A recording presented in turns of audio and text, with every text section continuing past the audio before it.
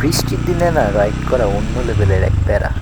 আজকে সকালেরই ঘটনা বলি। আজকে সকালে বাসা থেকে বের হব ভার্সিটির জন্য। আকাশ কিন্তু তখন একদমই ক্লিয়ার। গ্যারেজে আসলাম, হঠাৎ দেখি বাইরে বৃষ্টি শুরু হয়ে গেল। ওকে, ঠিক আছে, রেইনকোট আছে, রেইনকোট বের করলাম, পরলাম। অ্যান্ড বাইকের রেইনকোট কতটা প্যারা। সো পরলাম, পরার পরে বাইক নিয়ে বের হয়েছি 1 মিনিট। হাইস্ট হলে 1 মিনিট হবে আমি রাইড করছি, বৃষ্টির শেষ।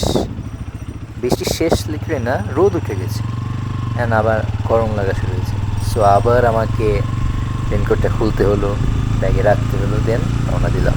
অ্যান্ড এটা শুধু আজকেই না, গতদিনে যে এমআইএসটির সামনে এখানে যখন আসছি, হঠাৎ করে বৃষ্টি শুরু। বিবি থেকে যখন বেরিয়েছি তখন কিন্তু বৃষ্টি নেই। দেন আমি এই যে লেফটে এই গাছটার সামনে এখানে আমার বাইকটা রাখলাম, এখানে থেকে রেইনকোট পরে রওনা দিছি। অ্যান্ড গেস হোয়াট, আমি জাস্ট এমআইএসটি ক্রস করে ক্যান্টনমেন্টে গেটে গেলাম, বৃষ্টি শেষ। কোনো বৃষ্টিই নাই।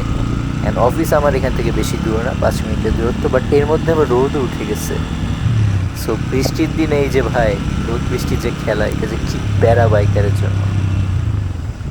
এখন রেইনকোট ছাড়াই বের হয়েছি, আই ডোন্ট নো সামনে যেতে যেতে আবার কী শুরু হয়ে যায়।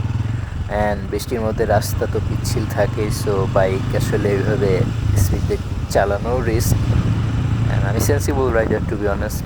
স্পিডিং করি না এমন না, কিন্তু সুযোগ বুঝেই করি। এরকম বৃষ্টির দিনে করে আহত হওয়ার কোনো ইচ্ছা আমার নাই। সো ইয়া, স্পিড মেনটেন করতেছি। কাদার প্রবলেম তো আছেই বাইকে বৃষ্টির দিনে। তো বৃষ্টির দিনগুলো আসলে ভালো লাগে, ঠান্ডা থাকে ওয়েদার, চারিদিকে একটু ফ্রেশ হয়, বাট বাইক চালানোর ক্ষেত্রে ভাই খুবই প্যারা, খুবই প্যারা।